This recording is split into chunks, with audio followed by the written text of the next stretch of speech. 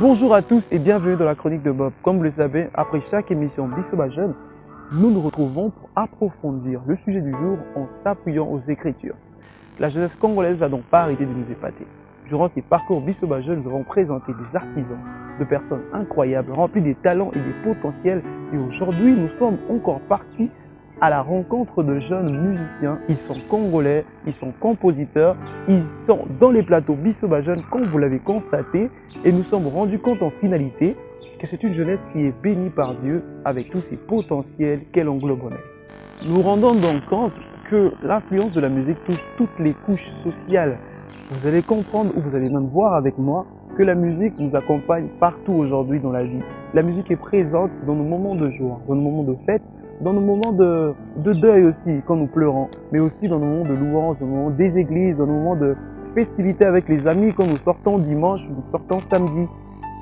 Ce n'est pas le fruit d'un hasard. Regardez, la Bible dit dans Daniel chapitre 2, le verset 22, « Dieu est celui qui change le temps et les circonstances, qui élève, qui renverse, qui donne de la sagesse à ceux qui ont de l'intelligence. » Nous allons donc comprendre par ce verset que si dans le monde, il y a quelqu'un qui n'est jamais étonné des changements de la société, c'est Dieu. Car il est le maître de temps et des circonstances et il a établi les choses comme ça. Ce qui fait la particularité des autres artistes, c'est le style que chacun a choisi de faire. Nous avons remarqué au plateau de Bissoba Jeune que nous avons des artistes gospel et nous avons aussi des artistes qui font de la musique R&B. Nous allons un peu creuser autour de ces deux musiques. Chers frères et sœurs, retenons que le style gospel, qui veut dire évangile, a vu jour au XVIIIe siècle aux États-Unis. C'était un moyen de revendication des esclaves pour le droit de liberté. Va connaître son essor en 1850, qui va devenir la musique phare chantée dans les églises protestantes. Aujourd'hui, cette musique qui autrefois était chantée avec 3 voix en style a cappella va connaître beaucoup d'améliorations, des harmonisations et la présence de nombreux instruments de musique. En RDC, l'histoire du gospel, oui, nous l'avons connue avec des précurseurs formidables. Vous avez connu avec moi Papa Charles Mombaya aux années 1970 où il a commencé une carrière brillante du gospel. Papa Alain Moloto qui sont plus tous aujourd'hui mais qui ont été pour nous des précurseurs de la musique gospel qui est la plupart chantée dans nos églises, le plus chantée dans les moments de joie et de deuil, on en passe.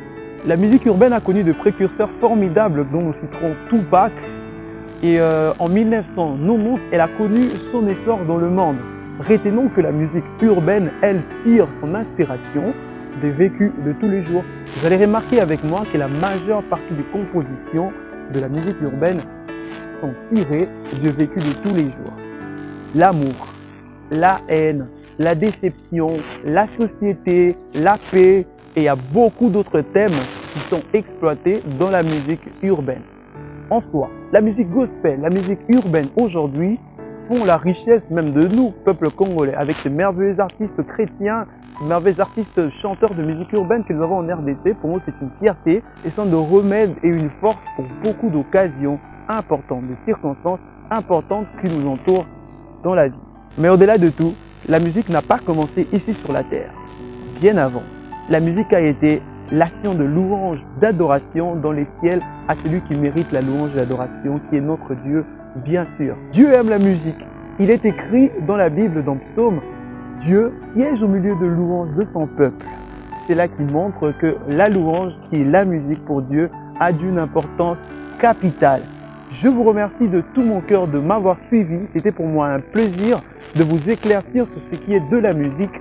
Je suis très content de passer ces messages aujourd'hui. Je suis en route pour l'église comme toujours. Moi, je vous dis donc à la semaine prochaine.